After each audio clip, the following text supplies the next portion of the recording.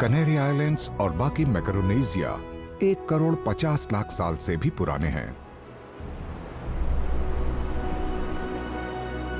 ये सभी मूल रूप से ज्वालामुखी हैं और ये कभी भी किसी कॉन्टिनेंट से जुड़े नहीं रहे हैं।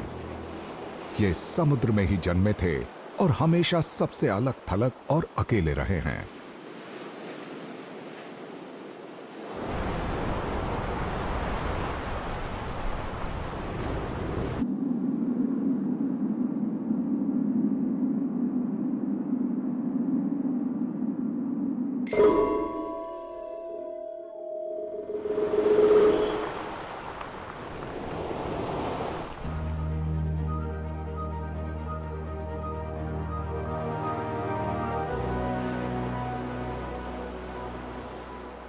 जब ज्वालामुखीय विस्फोटों की वजह से ये समुद्र से बाहर आए थे, तो यूरोप, नॉर्थ अफ्रीका और दुनिया का ज्यादातर हिस्सा एक रहस्यमय सब ट्रॉपिकल रेन फॉरेस्ट से ढका हुआ था।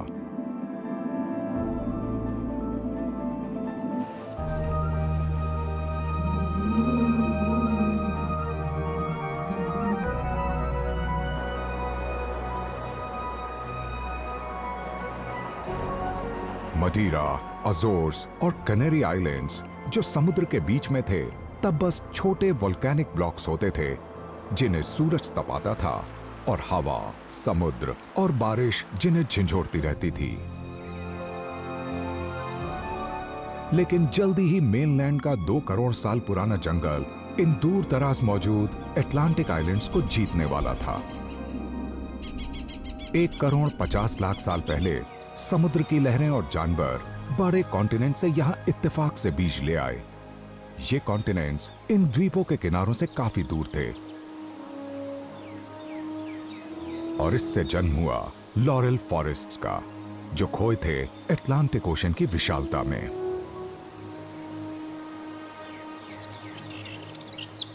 जब ग्लेशिएशन की वजह से यूरोप का क्लाइमेट बदल रहा था, इस दौरान नॉर्थ अफ्रीका एक रेगिस्तान बन गया, पर अजोर्स, मदीरा और कनेरी आइलैंड्स के ये जंगल मजबूती से खड़े रहे।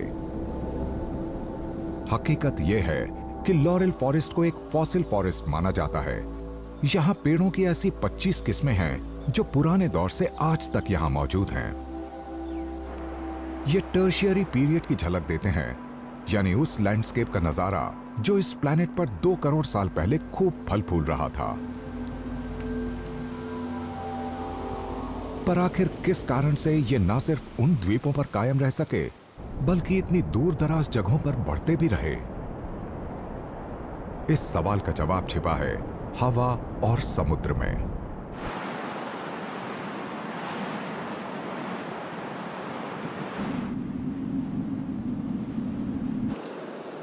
ये लॉरेल फॉरेस्ट, जो एक बोटैनिकल रेलिक के तौर पर आज भी जिंदा है और अटलांटिक आइलैंड्स की ज्वालामुखीय चट्टानों में जड़े जमाए हुए है, इसे जिंदा रखा है अटलांटिक ओशन से आने वाली ट्रेड विंड्स ने। हवाएं और समुद्र दोनों ही इस जंगल के लिए जरूरी टेम्परेचर और नमी मुहैया कराते हैं।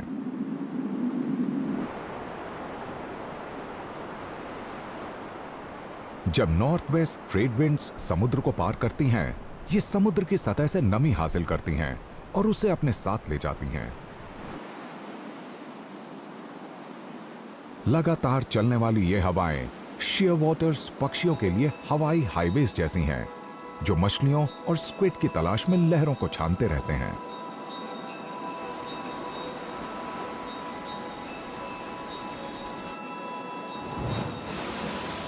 ये समुद्री पक्षी कनेरीज के कुछ सबसे एकांत वाले आइलैंड्स और आइलैंड्स पर घोंसला बनाते और ब्रीड करते हैं, जैसे कि चिनिको आर्किपेलागो, जहां ये रात के अंधेरे में लैंड करते हैं। हजारों लाखों शीयरवॉटर्स चट्टानों पर और ज्वालामुखीय चट्टानों की दरारों में घोंसले बनाते हैं। ये अंधेरे में अपने चूजों को ढूंढ लेते हैं और उन्हें ताजा मछलियों की खुराक देते हैं।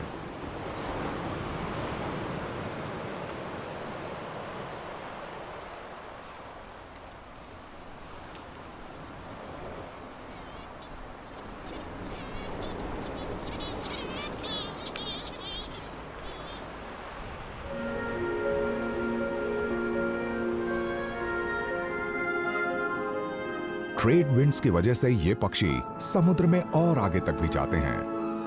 इन्हीं के कारण सबसे वेस्ट में मौजूद एलेनोरस फैल्कन की कॉलोनी भी वजूद में आई, जो एलेग्रेंजा आइलैंड पर है।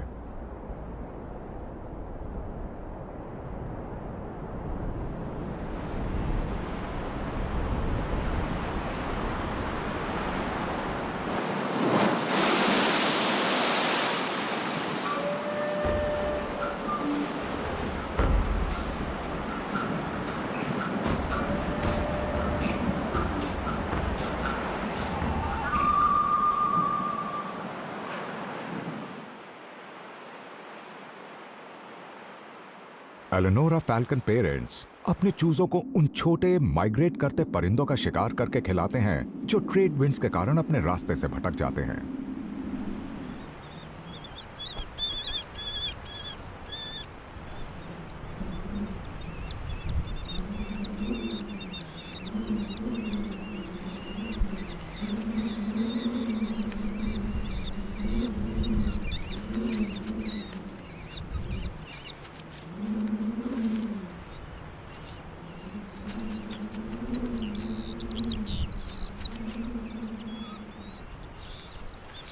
सी हॉक्स खुराक की तलाश में एयर करंट्स का इस्तेमाल करके सैकड़ों हजारों मीटर तक की ऊंचाई पा लेते हैं।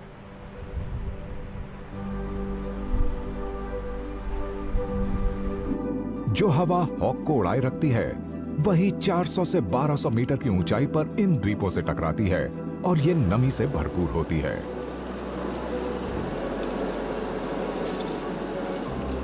ये हवाएं ठंडी और नम होती हैं और ये बड़े जोर से कैनरीज के ज्वालामुखियों से टकराती हैं।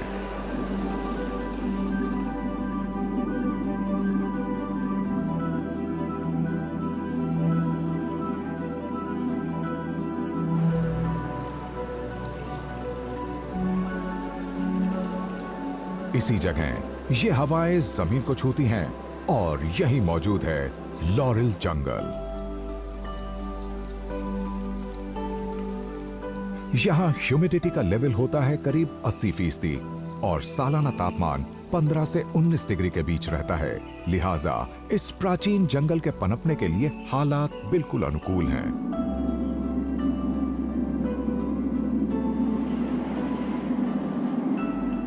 इसी हवा के कारण कीड़े और पक्षी इन अकेले और शांत वनों तक पहुंचे थे।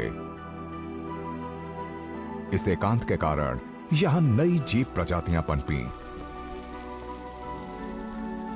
कॉन्टिनेंटल प्रभावों से आजाद इन दूर दराज द्वीपों पर स्थानीय प्रजातियों की संख्या बहुत ज्यादा है और कैनरी आइलैंड्स के साथ भी ऐसा ही है। जो पौधे और जीव दूर दराज आइलैंड्स पर बसते हैं उनमें फर्क तेजी से आता है। इसी की एक बढ़िया मिसाल है यूरोपियन चाफिज, जो कैनरी आइलैंड्स पर 10 लाख साल से भी पहले पहुंचे थे और अब 3 सब स्पीशीज में बट गए हैं और ये सभी दिखने में एकदम अलग लगते हैं।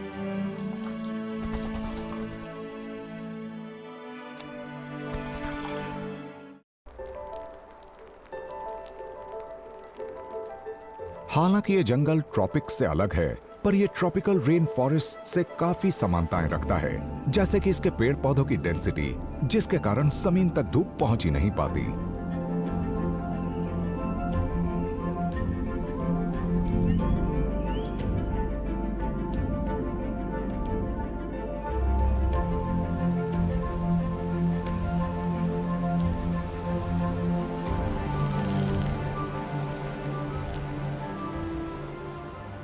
इन पेड़ों की ऊंचाई 15 से 25 मीटर तक हो जाती है।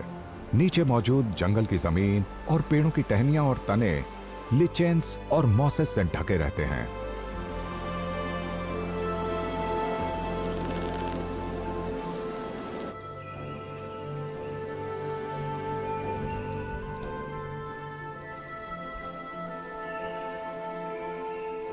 इस शांत लॉरेल फॉरेस्ट में फिंचेस और रॉबिन्स जैसे पक्षी रहते हैं और इन्हें यहाँ के मखमल जैसे नर्म हिस्सों में शिकारियों की नजरों से बचे रहकर घोंसले बनाने की सहूलियत मिलती है।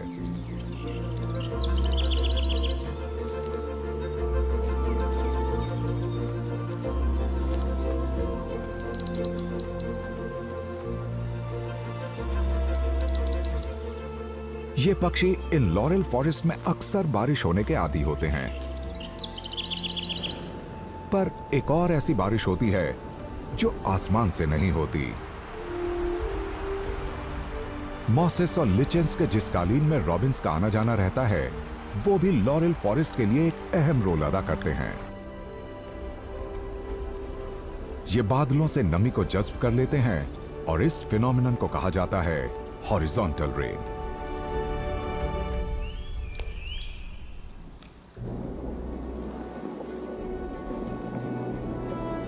हवाओं के साथ पानी की काफी मात्रा उड़ती है और यह हवा इन द्वीपों से टकराती है, पर यह बारिश की शक्ल में नहीं गिरती। इसके कणों को वो लिचेंस और मॉसेस पकड़ लेते हैं जो जंगल को कवर किए रहते हैं। यह प्रोसेस इतना असरदार है कि साल के दौरान जितनी बारिश होती है, ये उससे 3 गुना ज्यादा पानी मुहैया करा देता है। गर्मियों में इस हॉरिजॉन्टल रेन की अहमियत सबसे ज्यादा होती है, जब लॉरेल फॉरेस्ट को जिंदा रखने वाला 100% पानी इसी बारिश से आता है, जिसे मॉसेस और लिचेंस कैप्चर करते हैं।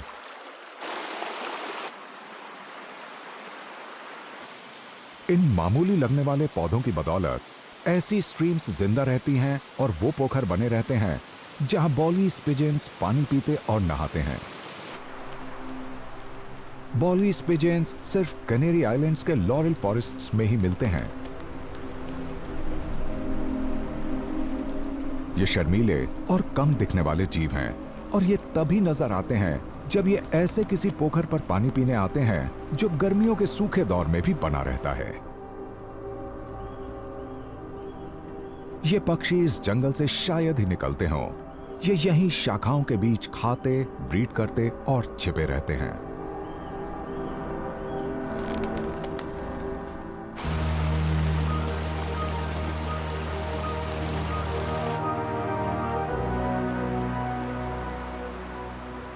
इस गुमशुदा सी दुनिया में सब कुछ आपस में जुड़ा है।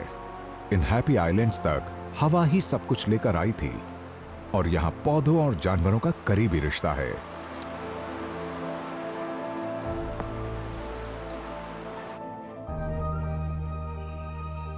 फॉक्स क्लब जैसे कुछ एंडेमिक फूल, फ्लाई कैचर और कुछ दूसरे पक्षियों पर अपने रिप्रोडक्शन के लिए निर्भर करते हैं।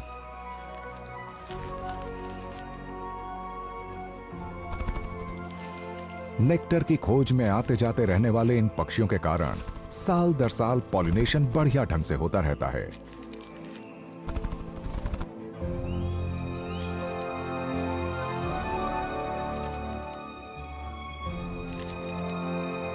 जहां शिकारियों की संख्या सीमित होती है, वहां आपसी रिश्तों के बीच की पेचीदगी बढ़ती है।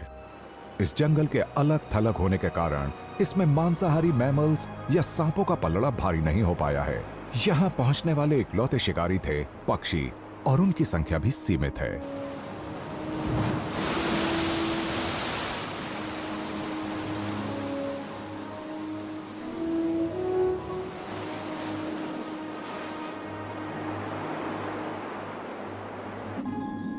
यूरेशियन स्पैरोहॉक एक सब स्पीशीज में ढल गए हैं, जो अपने कॉन्टिनेंटल रिश्तेदार से साइज में थोड़े छोटे हैं, पर ये कमाल के शिकारी हैं।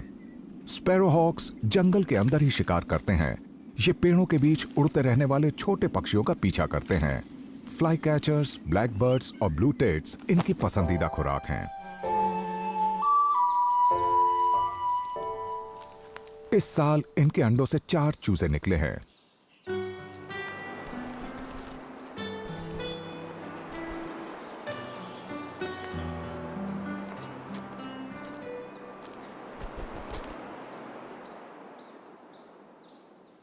लॉरेल फॉरेस्ट में पक्षियों की इतनी कम आबादी इस स्पैरोहॉक्स की आबादी को खास बढ़ा नहीं सकती, और हर साल 4 चूजों की परवरिश बहुत मेहनत का काम है। यह भी मुमकिन है कि ये सब के सब जिंदा ही ना बचे।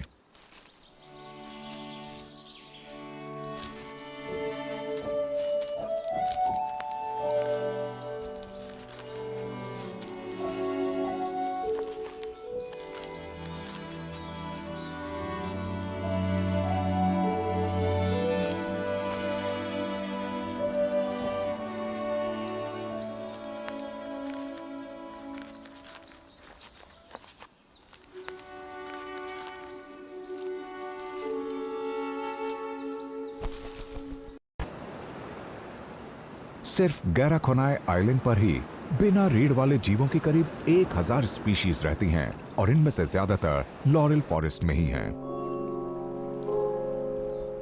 कैनरीज में जिन एंडेमिक स्पीशीज की संख्या सबसे ज्यादा है उन्हीं में शामिल है लैंड स्नेल्स। एक अंदाजे के मुताबिक उनकी करीब 250 अलग अलग स्पीशीज होती हैं, जिनमें से करीब 80% सिर्फ इसी आर्किपेलागो पर मिलती हैं। ग्लास स्नेल्स की करीब 20 स्पीशीज हैं। ये दिखने में स्लग्स जैसे लग सकते हैं, पर इनका एक छोटा और नाजुक शेल होता है जो इनकी पीठ पर दिखता है। ग्लास स्नेल्स दूसरे स्नेल्स के उलट अपने शेल्स के अंदर नहीं छिप सकते। अगर एनवायरनमेंट सूखा हो जाए तो इन्हें नर्म और छायादार जगहों में ही रहना पड़ता है, जैसे कि laurel forest.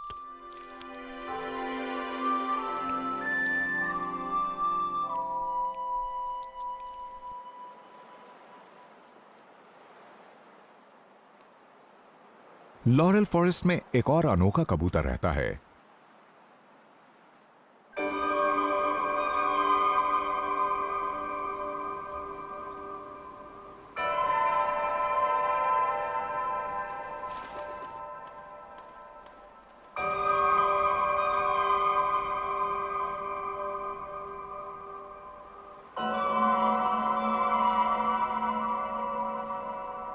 Laurel pigeon बोलेस pigeon की ही तरह फल, बीज और बड्स खाता है, पर इसे जंगल के नजदीक पथरीले इलाकों में घोंसले बनाना पसंद है।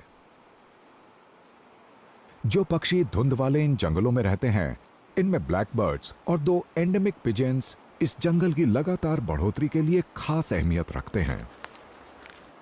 ऐसा इसलिए क्योंकि ये ही इतने बड़े होते हैं कि पेड़ों के गूदे वाले फल खा सकें और फिर बीजों को सही सलामत उगल सकें ताकि वो उग सकें।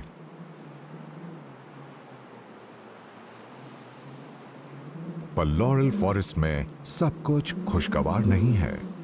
1 सदी से कुछ पहले चूहे इस आइलैंड पर पहुंच गए थे, जो यहां स्थानीय पक्षियों के अंडों को चट करने लगे, खासकर लॉरेल पिजन के अंडों को, जो चट्टानों में घोंसले बनाते हैं। इनके करीब 75% अंडे ये चूहे खा जाते हैं।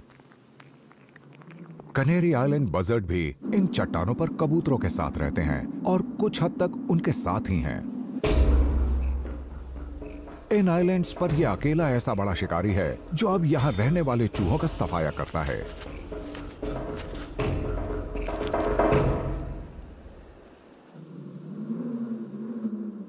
बजर्ड्स के चूजे उन चूहों, पक्षियों और बड़ी छिपकलियों को खाते हैं जिनके माँ बाप इन आइलैंड्स के निचले गर्म इलाकों में गश्त लगाने के दौरान शिकार करते हैं, और ये जगह लॉरेल फॉरेस्ट से काफी दूर होती है।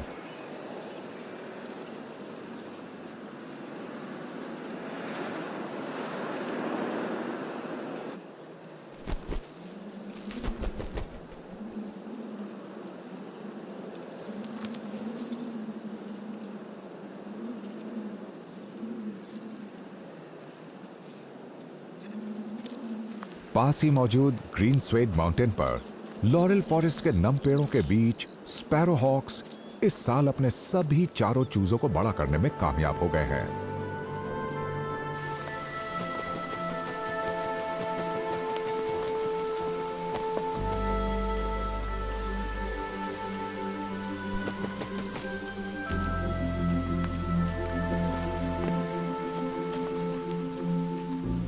पेड़ों की डेंस कैनपी और बादलों में घिरी शाखाओं के तले पानी की लाखों बूंदों को मॉसेस और लिचेंस जज्ब करती रहती हैं।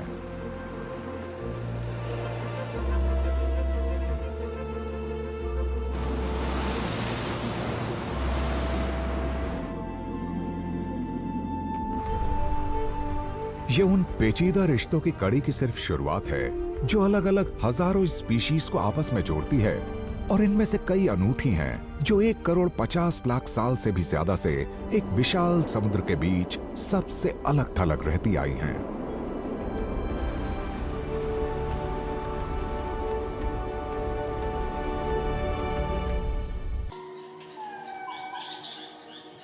जंगल, रहस्य और डर का दूसरा नाम। एक ऐसी अभेद्य जगह जहां रहने वाले जीव अजीब, अनजान और डरावने होते हैं। जंगल का घनापन बेचैनी पैदा करता है। बड़े बड़े पेड़ रोशनी को रोक देते हैं और घनी झाड़ियां आगे नहीं बढ़ने देती। लताएं चारों ओर लटकी रहती हैं और हर कहीं होते हैं पत्तियां और कांटे। जलधाराओं और नदियों को पार करना होता है नामुमकिन। कदमों की आहट यूं लगती है जैसे कोई पीछा कर रहा हो। हर कहीं से कोई जैसे घूर रहा हो। छायाएं कभी दिखती तो कभी गायब होती रहती हैं। अतीत के नेविगेटर्स और एक्सप्लोरर्स को मेडागास्कर के रेन फॉरेस्ट्स में जो मायावी नजारे दिखे, उन्होंने उन्हें बेआवाज कर दिया। और जिस चीज ने उन्हें सबसे ज्यादा परेशान किया, वो थी सेहरा देने वाली आवाजें, जो शाम की नमी भरी हवा को जैसे चीरती थी। लीमर्स, जैसे मरने वालों की रूहें, जो घूमते हैं धुंधली पड़ती रोशनी में और डराते हैं ऐसे किसी भी साहसी मुसाफिर को जो इन रहस्यमय जंगलों में कदम रखने की हिम्मत करता है।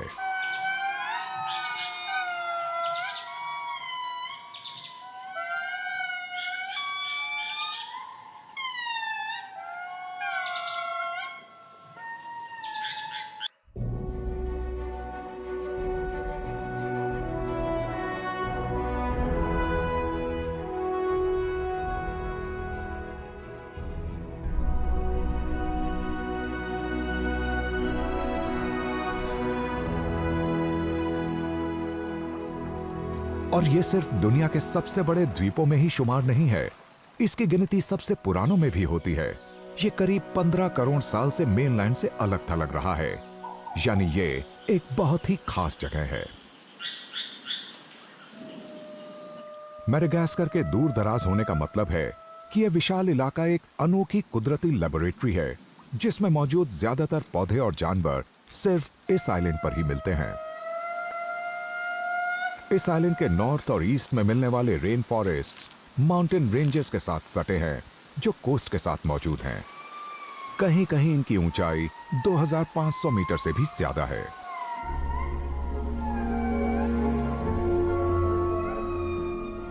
करीब करीब रोज ही इंडियन ओशन की तरफ से ईस्ट से आने वाली ट्रेड विंड्स पर सवार होकर आने वाले बादल उस रेन फॉरेस्ट्स को तरबतर कर देते हैं, जो आगे और ऊपर तक फैले हैं।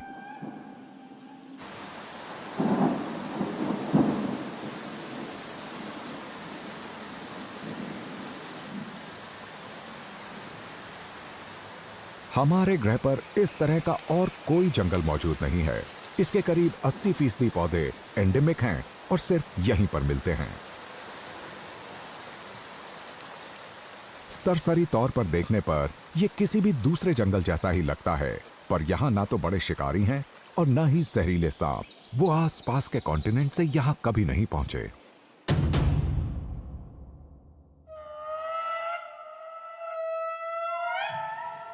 यहाँ के जंगलों में इतने डरावने जीव इतनी तादाद और वैरायटी में मौजूद हैं और उनके रिश्ते इतने अजीब लगते हैं कि कल्पना करना मुश्किल है।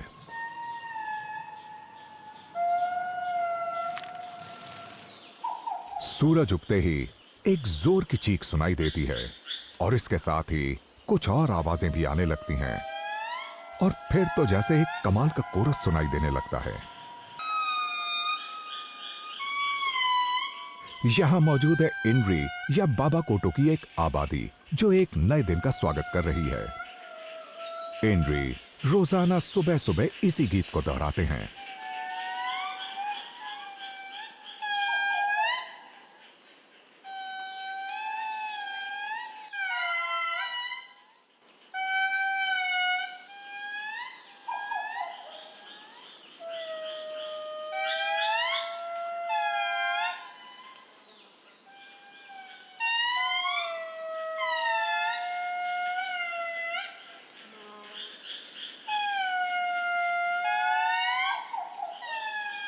लीमर की यही इकलौती प्रजाति ऐसे गीत गाती है। ये इलाके की निशानदेही और परिवार के रिश्तों को और मजबूत करने का काम करती है।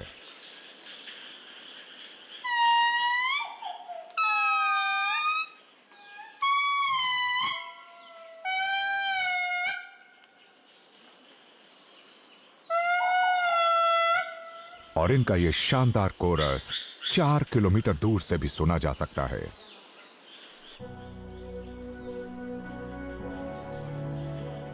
मैडागास्कर लीमर का नेटिव होम है। दुनिया में इकलौती ऐसी जगह है जहां प्राइमेट्स का ये ग्रुप मिलता है। ये अपनी अलग ही दिखने वाली गीली नाक से पहचाने जाते हैं और जंगल में ही मिलते हैं।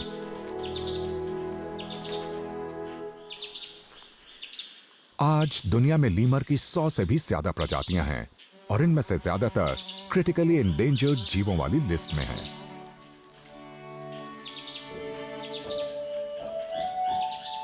पर फिलहाल ये इंड्रेस इस बात से बेफिक्र लग रहे हैं क्योंकि अपना दिन शुरू करने से पहले ये सुबह की धूप में खुद को गरमा रहे हैं।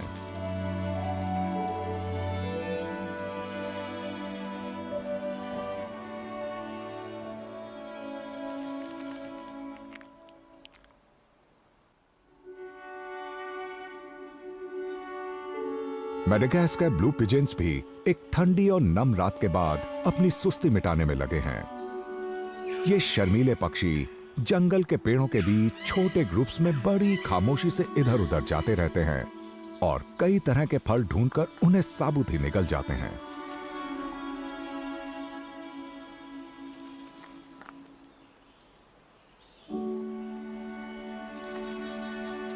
पिजन्स अपने इलाके से अच्छी तरह वाकिफ हैं और सिर्फ उन्हीं पेड़ों पर जाते हैं जहां फल पहले ही पक चुके हैं।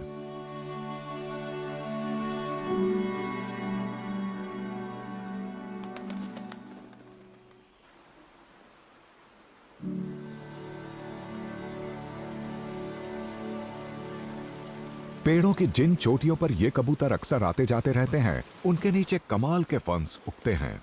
कभी कभी इनकी ऊंचाई 15 मीटर से भी ज्यादा हो जाती है।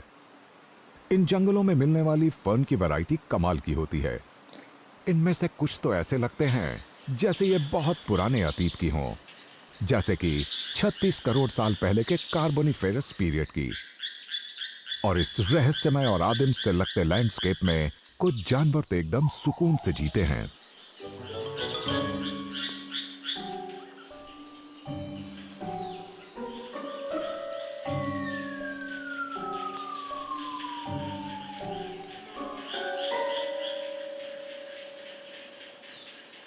मेंढक ऐसे जीवों में शुमार हैं जो सबसे पहले मैडागास्कर पहुंचे थे।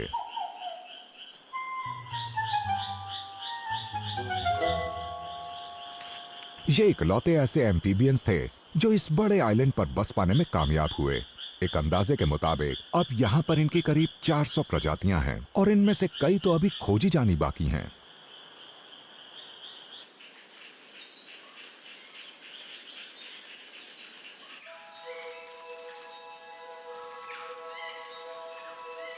रेप्टाइल्स इस मामले में ज्यादा कामयाब रहे। यहां स्नेक्स, लिजर्ड्स, कमीलियंस और टर्टल्स सभी पहुंच गए। मैडागास्कर इनके लिए जमीन पर मौजूद उम्मीद से भरी एक जन्नत बन गया और ये इस आइलैंड के हर कोने तक फैल गए।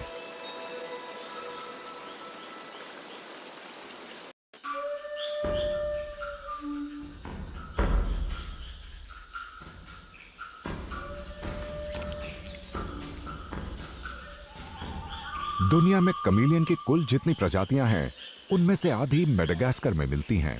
इनमें दुनिया की सबसे बड़ी स्पीशीज जायंट कमीलियन शामिल है, जिसकी लंबाई करीब 70 सेंटीमीटर होती है।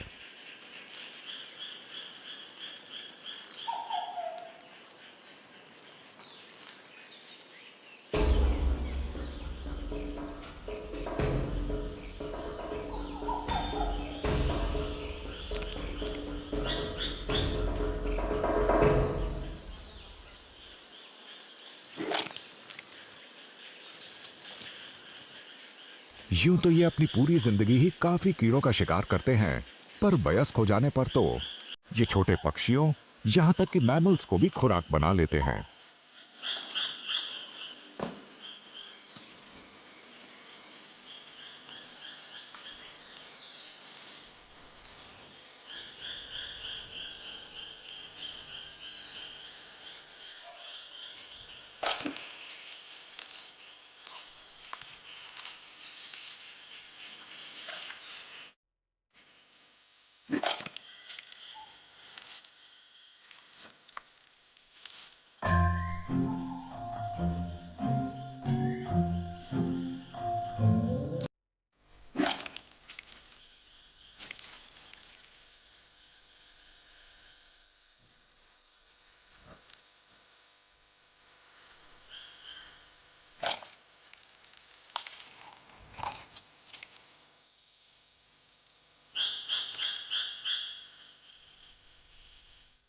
यहाँ जीवों के सामने शिकारियों का खतरा लगातार बना रहता है, तो शिकार बनने वालों को अपने आप को बचाने के लिए कई अनोखे तरीके इजाद करने पड़े।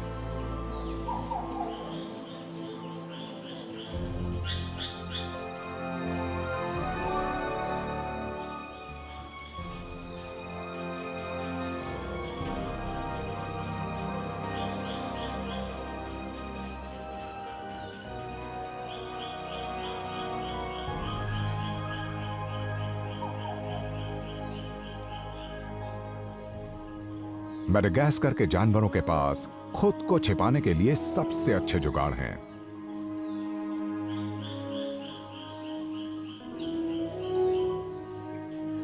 ये नाइट जार है जो चंद सूखी पत्तियों जैसा लगता है, और यहां गेकोस भी हैं जो दिखने में जीती जागती छाल, टहनियों या ठूंठ जैसी लगती हैं।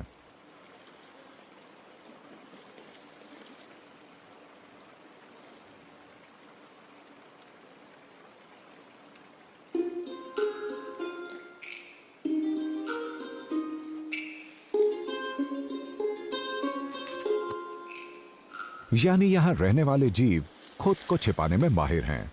इन सब का एक ही मकसद है, सांपों और दूसरे मांसाहारी जीवों से बचे रहना। कभी कभी दुम दबाकर निकल जाना ही सही रहता है, पर फिलहाल कोई खतरा नहीं है। यह ब्राउन लीमर्स का एक ग्रुप है जो खुराक ढूंढ रहा है। फूल ऐसी दुर्लभ चीज हैं जो जब भी मिले उन्हें छोड़ना नहीं चाहिए, और लीमर कम से कम 60 प्लांट फैमिलीज के फूलों को खाते हैं।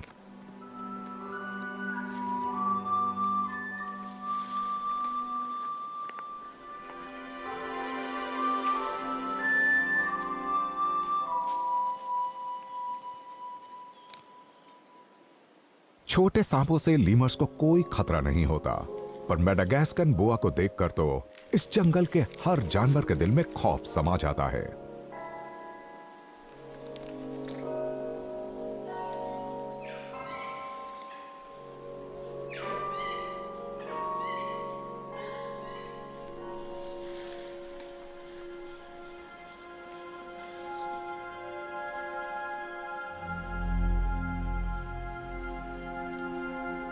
ये नन्हा इंड्री अपनी मां की निगरानी में खतरे से सुरक्षित है और मजे से खेल रहा है।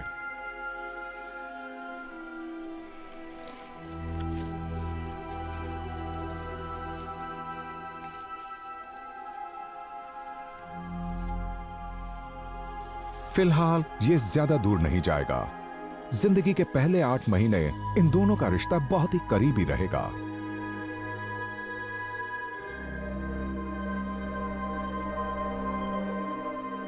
इसकी तमाम जरूरतें इसकी मां ही पूरी करती है, पर पिता भी ज्यादा दूर नहीं रहता।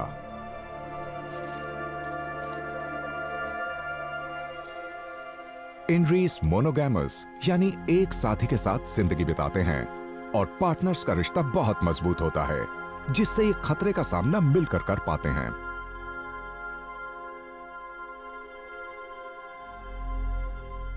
इन पेड़ों के बीच कोई हलचल महसूस हुई है। एक बोआ बच्चे का पीछा कर रहा है।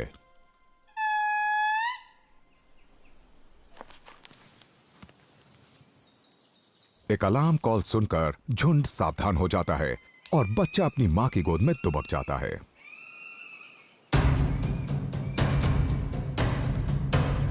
खतरे से जल्द दूर हो जाने में ही अक्लमंदी है। 5 महीने के हो जाने पर यंग इंड्री अपनी मां की पीठ पर सफर करने लगते हैं। सुरक्षा के मद्देनजर ये जीव पूरी रफ्तार पर चलते हैं।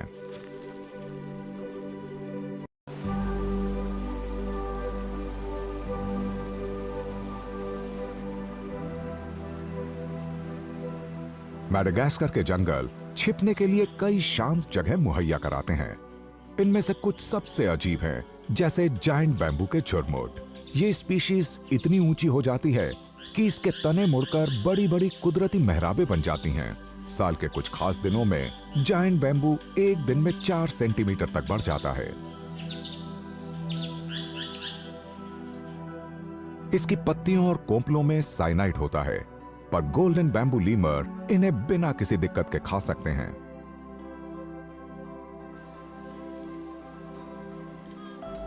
हकीकत यह है कि इस पौधे की पत्तियां लीमर की खुराक का 90% हिस्सा होती हैं। किसी मैमल के लिए इसकी जितनी मात्रा जानलेवा होगी, ये उससे 12 गुना ज्यादा रोजाना खा जाते हैं।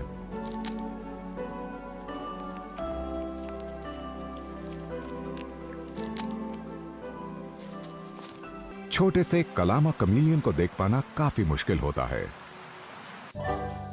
हाँ, अगर ये हीट में हो तो बात और है। किसी राइवल से चुनौती मिलने पर ये अपने रंग बदलने और अपने खास मूवमेंट्स के बारे में भूल जाती है। दो फीमेल्स इलाके पर कब्जे के लिए उलझ रही हैं और एक मेल हैरान सा ये सब देख रहा है। इस पेड़ पर इनमें से किसी एक का ही कब्जा रह सकता है, तो इनमें से जो कमजोर होती है वो सरेंडर कर देती है।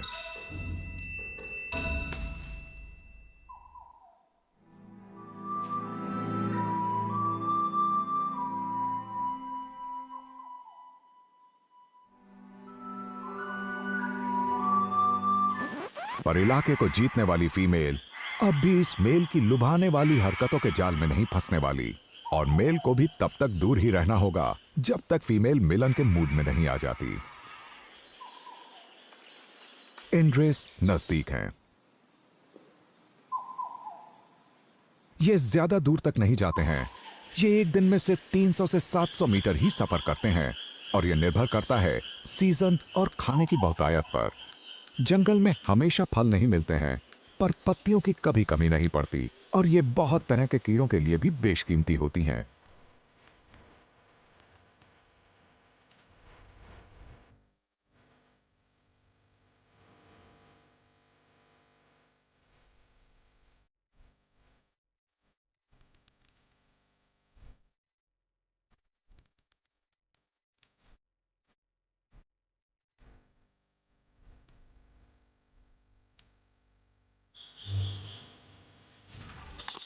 पक्षियों की कुछ प्रजातियां बारिश के मौसम के बाद ही ब्रीड करती हैं, जब इनवर्टिब्रेट्स की संख्या काफी होती है और उनसे इन्हें अपने बच्चों के लिए झटपट और भरपूर खुराक मिल जाती है।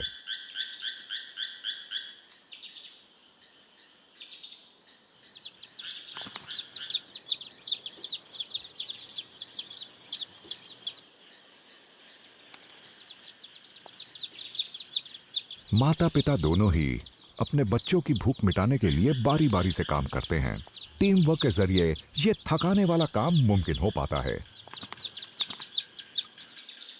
इस समय जंगल में कई तरह के फल मौजूद हैं, और ब्राउन लीमर्स इनका फायदा उठाने में देरी नहीं करते। देखा गया है कि लीमर नेटिव प्लांट्स की कम से कम 86 अलग अलग स्पीशीज के फल खाते हैं, और सबसे ज्यादा फल इन्हें मुहैया कराते हैं जंगली फिग ट्रीज। ब्राउन लीमर्स ऐसे गिने चुने जानवरों में शुमार हैं जो पके फल जैसी खुराक को जमीन से उठाते हैं।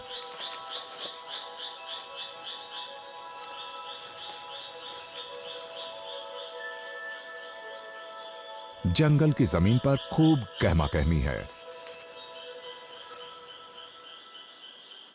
पत्तियों के इस ढेर में डोव कमीलियंस जैसे नजर ही नहीं आते।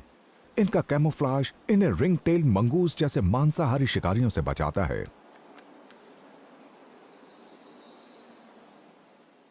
या टेनरेक्स है। ये एक पुराने दौर का कीड़े खाने वाला पेटू जीव है जो शाम ढले अपने बिल से निकलता है। ये मैमल स्पीशीज भी मेडागास्कर में ही मिलती है। ये मिट्टी में अपनी लंबी थूतन से कुछ ना कुछ ढूंढता रहता है। इसकी खुराक का एक बड़ा हिस्सा होते हैं कीड़े, और ये हर दिन उन्हें दर्जनों की तादाद में खाता रहता है।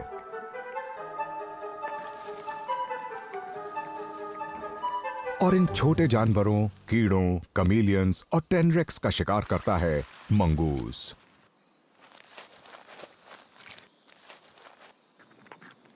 रेड रैट अच्छे खासे साइज वाला एक रोडेंट होता है जो इन रेन फॉरेस्ट्स में ही मिलता है, लेकिन इस फुर्तीले शिकारी को देखकर तो यह भी भाग जाता है। लेकिन फिलहाल मंगूस की भूख इन चंद कीड़ों से मिट गई है।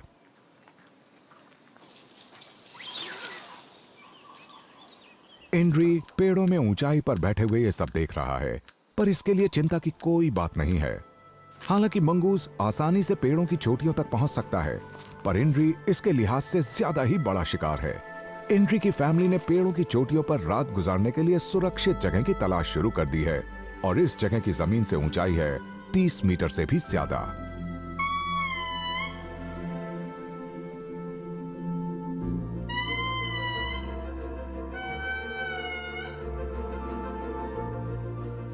दुनिया में अनोखे मेडागास्कर के इन अजीब, रहस्यमय और डरावने जंगलों में इंड्री की आवाजें एक बार फिर गूंज रही हैं, जैसे अपने इलाके की पुष्टि कर रही हों और परिवार को भी एकजुट रख रही हों।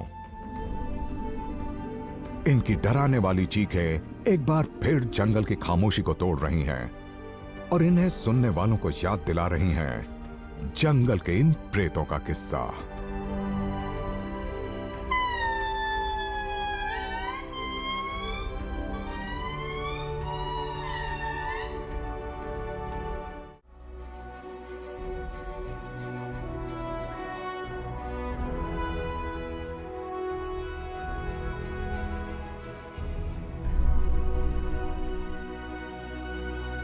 मैंग्रोव्स समुद्र के नजदीक शांत खाड़ियों और मुहानों में पनपते हैं।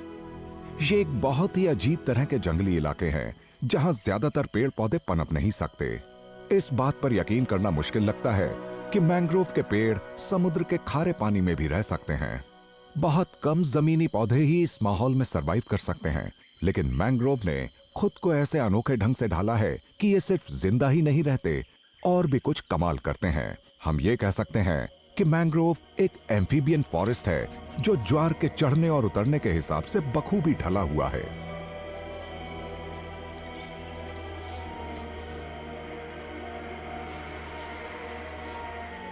मैंग्रोव्स की बायोलॉजिकल रिचनेस कमाल की है। ज्वार उतरने पर हजारों छोटे छोटे जीव जैसे इसका जश्न मनाते हैं, खासकर क्रैब्स जो एक अजीब से रिचुअल में उलझे दिखाई देते हैं। मेल्स कीचड़ से निकलते हैं और अपना अनोखा क्लॉ डांस शुरू कर देते हैं।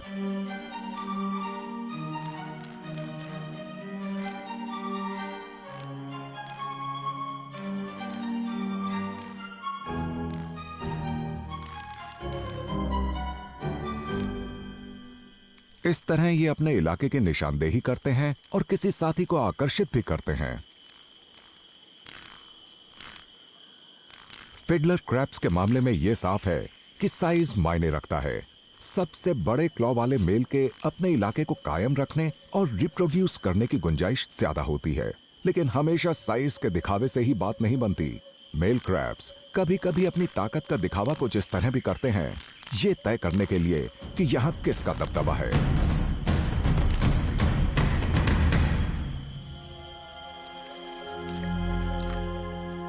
लेकिन ये डांस तभी तक चलता है जब तक ज्वार मैंग्रोव की जमीन को फिर से निकलने नहीं लौट आता। फिर क्रैब कीचड़ में मौजूद सुरंगों में छिप जाते हैं। मैंग्रोव के जीव जंतुओं को अगले कुछ घंटों के लिए इस इलाके से विदा लेनी होती है। जो भी जानवर यहां रहते हैं वो चंद्रमा और उसके ज्वार के रहम पर ही ऐसा कर पाते हैं। उनकी जिंदगी लूनर साइकिल और ज्वार के ताल के हिसाब से चलती है।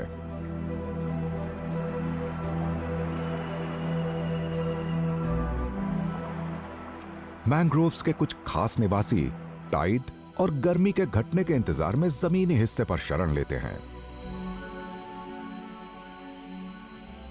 मैंग्रोव के ऊपर मौजूद पहाड़ियों पर हवा ठंडी है।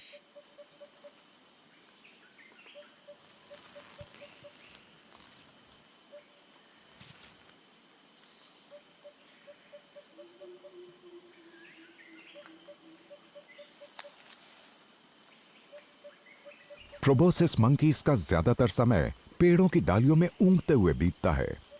उनकी पाचन प्रणाली धीमी और भारी होती है, तो अब ये शाम तक कहीं आने जाने वाले नहीं हैं।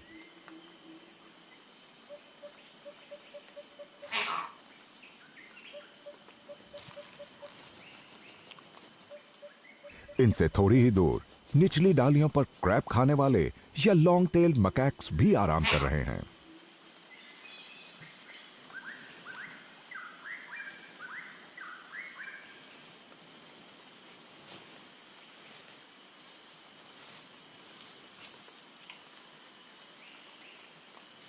ये वक्त है आपसी रिश्तों को मजबूत करने, आराम करने और झपकी लेने का भी। ग्रूमिंग से दिमाग शांत भी होता है और दोस्तियां और गठजोड़ कायम रखने में भी मदद मिलती है। जो बंदर एक दूसरे की साथ संवार करते हैं, वो दूसरे ग्रुप के सदस्यों के साथ झड़पों में एक दूसरे की मदद करते हैं।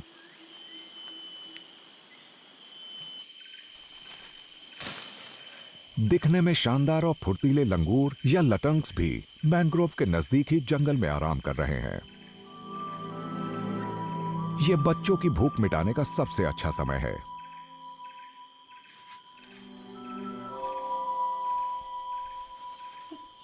सबसे कम उम्र सदस्यों का रंग ऑरेंज होता है, जिससे किसी खतरे की हालत में मां बाप के लिए इन्हें ढूंढना आसान होता है।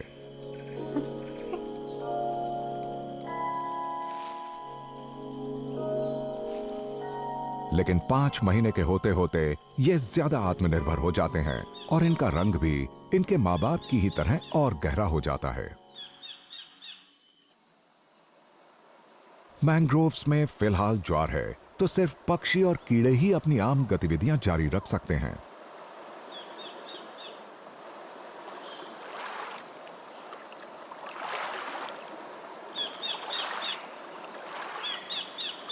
छोटी कलियां खिलने लगी हैं, लेकिन इस कीड़े में सब्र नहीं है। ये फूल के रस तक पहुंचने के लिए इसके सख्त खोल में सुराख कर देता है। लेकिन मधुमक्खियां इंतजार को ही बेहतर समझती हैं। ये उनके नेक्टर को पाने के लिए फूलों के खिलने तक रुकती हैं और ऐसा करके इस अनोखे जंगल के पॉलिनेशन में मदद करती हैं।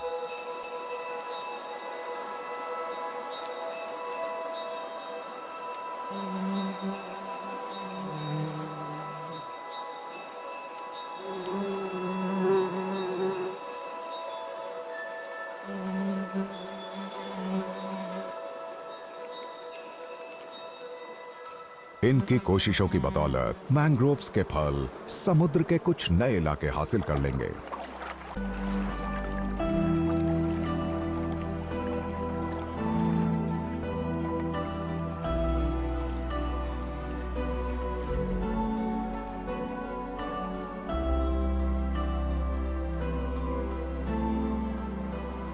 और मैंग्रोव की कीचड़ वाली जमीन पानी से बाहर आ जाती है।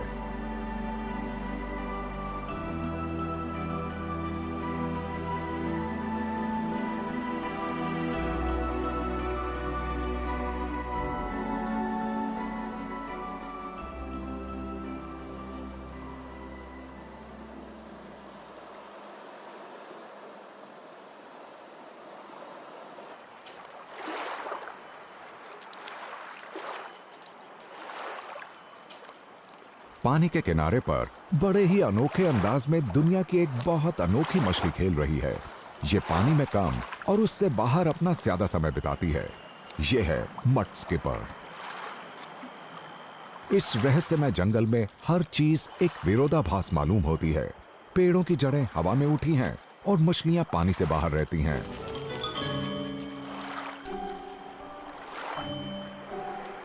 मड स्किपर्स इंडो पैसिफिक समुद्रों और अफ्रीकन अटलांटिक इलाकों के मैंग्रोव्स में हर जगह मिलती हैं।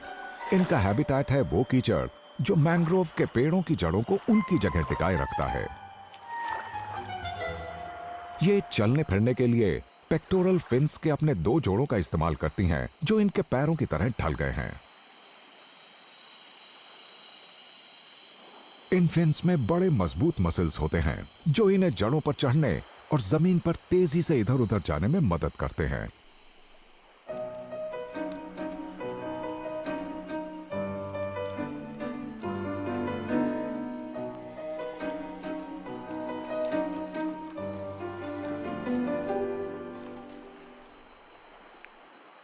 लेकिन इनमें सिर्फ यही बदलाव नहीं हुआ है।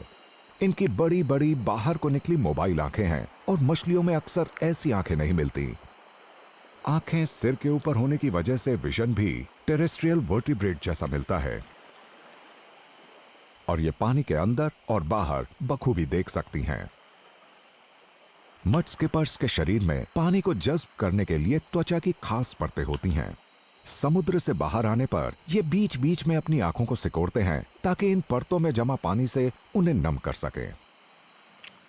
जमीनी जिंदगी के प्रति ये बदलाव मछलियों में काफी अनोखा है। टाइड के उतरने पर ये कीचड़ में इधर उधर उछलती रहती हैं।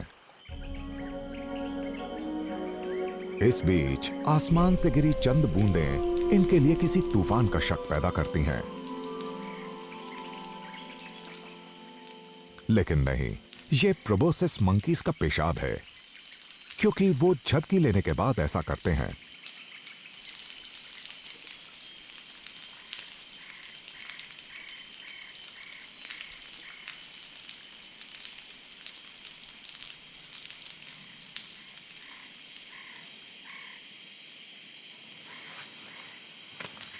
अब इन्हें अपने शरीर का कम वजन ढोना होगा, तो ये बड़े आराम से डालियों के बीच से कूदते हुए बढ़िया खुराक वाले मैंग्रोव्स पेड़ों की तरफ बढ़ जाते हैं।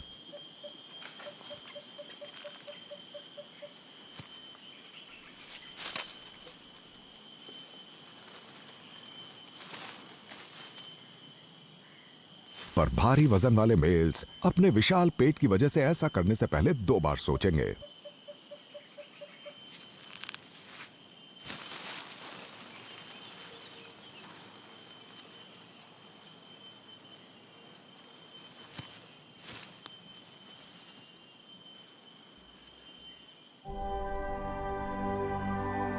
सिल्वरी लटंग्स अपने कजिन्स प्रोबोसिस मंकीज के मुकाबले ज्यादा फुर्तीले होते हैं और वो मैंग्रोव्स के ऊपरी हिस्सों में पहले ही पहुंच चुके हैं। ये अक्सर बीच और पेड़ों के बीच की सीमा रेखा का जायजा लेते हैं, जहां वाइन्स और मीठे पानी की काफी धाराएं हैं।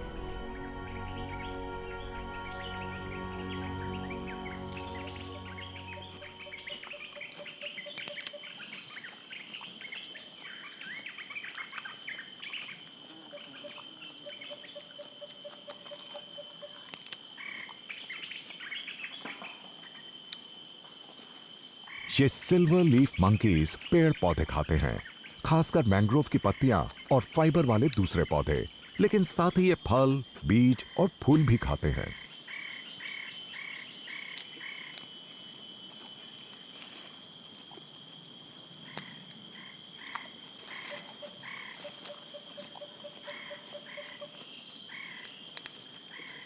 इनके तीखे और धारीदार दांत सबसे पुरानी और सबसे सख्त पत्तियों को भी काटने और चबाने के लिए ढले हुए हैं।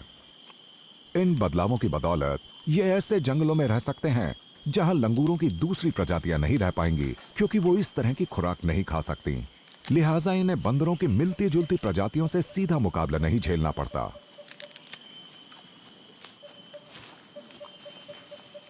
मैंग्रोव्स में मगरमच्छ जैसे शिकारी भी रहते हैं। से बचने के लिए लंगूर शायद ही पेड़ों से नीचे उतरते हैं।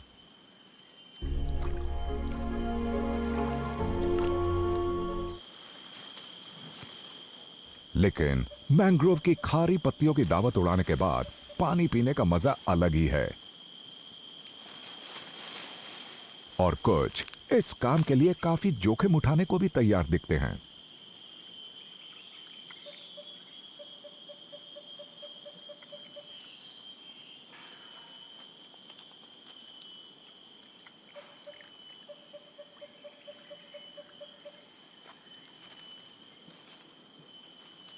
लटंग का ये बच्चा भी पानी पीना चाहता है, लेकिन इसकी मां कुछ और सोच रही है।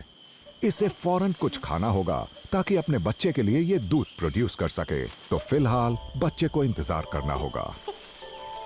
लटंग ऐसे इलाके पसंद करते हैं जो समुद्र से दूर हों, और मैंग्रोव कई हिस्सों में बटे होते हैं।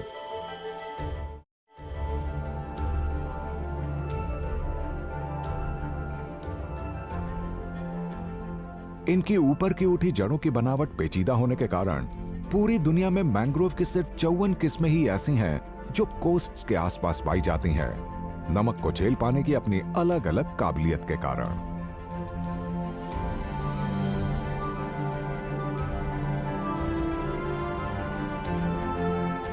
मैंग्रोव वनों में पौधों की और भी कई किस्में होती हैं, जैसे कि वाइन्स, और लंगूरों को इसे खाना बहुत पसंद है। ये सभी पौधे पानी और मिट्टी में बहुत ज्यादा खारेपन और ऑक्सीजन के बेहद कम स्तर को झेल पाने की खूबियां रखते हैं। नमक की अधिकता और ऑक्सीजन की कमी का सामना कर सकने लायक इनकी बनावटें साफ नजर आती हैं। कुछ पेड़ तो जैसे स्टिल्ट्स पर उगते मालूम होते हैं, जबकि कुछ दूसरे न्यूमेटोफोर्स कहलाने वाले छोटे कॉलम्स से घिरे होते हैं।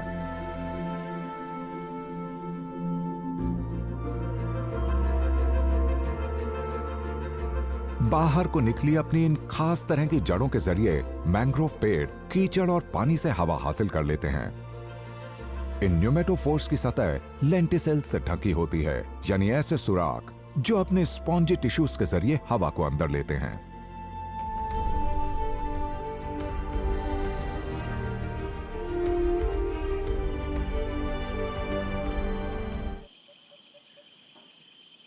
हर ज्वार के दौरान ऑर्गेनिक मटेरियल की एक पतली परत जमा होती जाती है, जिसे बड़ी तेजी से छोटे छोटे लाखों जीव खत्म कर देते हैं। इनकी तादाद बहुत ज्यादा होती है और ये फूड चेन में पहली कड़ी हैं। यही वो पल है जिसका क्रैब खाने वाले मकैक्स इंतजार कर रहे थे कि वो इस अजीब जंगल में अपने कदम रखें। वो जानते हैं कि यहाँ काफी मात्रा में खास किस्म का सी फूड मौजूद है, और वो ये भी जानते हैं कि किस तरह एक खास खुराक को ढूंढा और उसका मजा लिया जाए। हाल के ज्वार के बाद पूरे मैंग्रोव में कुछ छोटे छोटे पोखर बसते हैं और उनमें इन बंदरों को बड़े ही रसीले क्रैब्स मिलते हैं।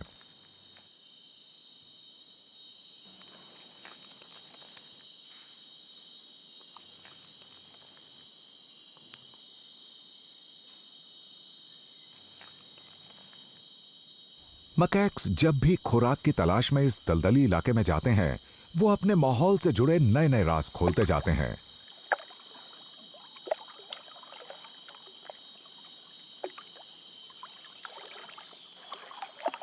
तो जहां छोटे बंदर किसी क्रैब को पकड़ने की बार बार कोशिश करते हैं, वहीं बड़े और अनुभवी बंदर बड़े आराम से अपनी खुराक का मजा लेते रहते हैं।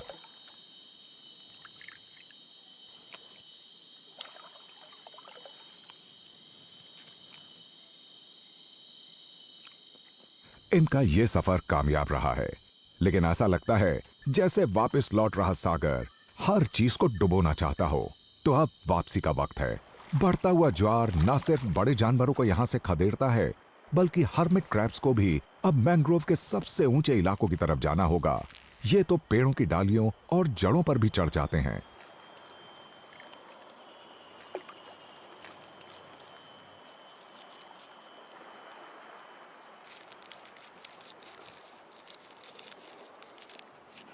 हालांकि ये थोड़ी देर के लिए ही ऐसा करते हैं।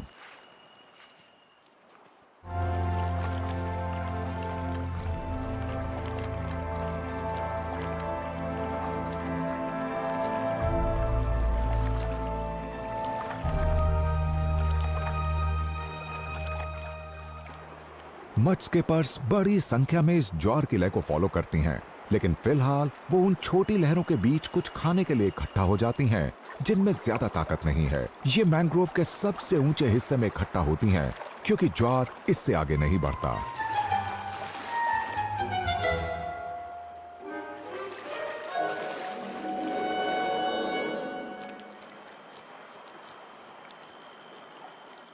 फिर जैसे मरे हुए शेल्स भी जिंदा होने लगते हैं।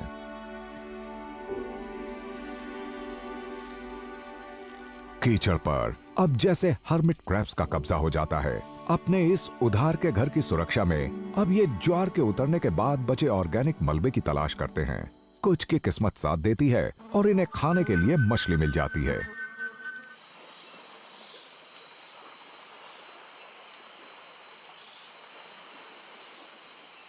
यह होर्सशू क्रैब एक अजीब एंथ्रोपॉड है जो करीब 30 करोड़ सालों से समुद्रों में रहता आया है।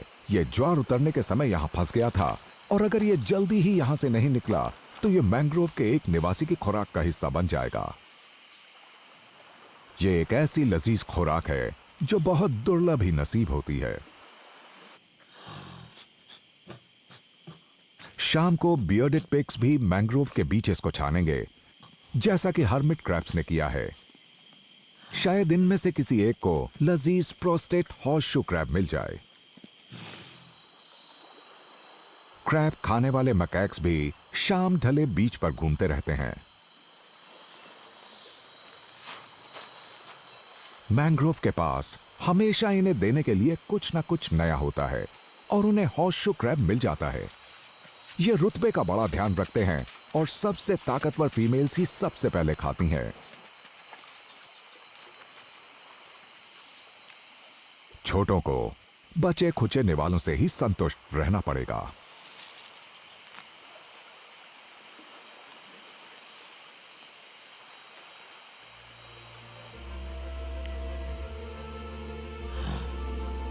मैंग्रोव्स, मकैक्स और हॉर्सशू क्रैब्स, वाइल्ड बोर और घोस्ट क्रैब्स, फिश और मंकी पक्षियों और कीड़ों का अस्थायी आवास हैं। ये एक अनोखा इकोसिस्टम है, पर यहां जबरदस्त बायोडायवर्सिटी भी मिलती है। मैंग्रोव यानी इन जादुई जंगलों का वजूद चंद्रमा की ताल पर निर्भर करता है और ये उन असंख्य जीवों के लिए बहुत जरूरी है जो ज्वार के आने और जाने के हिसाब से ढल गए हैं। तो हर शाम जब ज्वार का पानी फिर से चढ़ने लगता है तो मैंग्रोव के निवासी आसमान की ओर देखकर चंद्रमा की उदारता का शुक्रिया करते हैं, जिसका इस अजीब और रहस्यमय जंगल पर बड़ा सकारात्मक असर पड़ता है।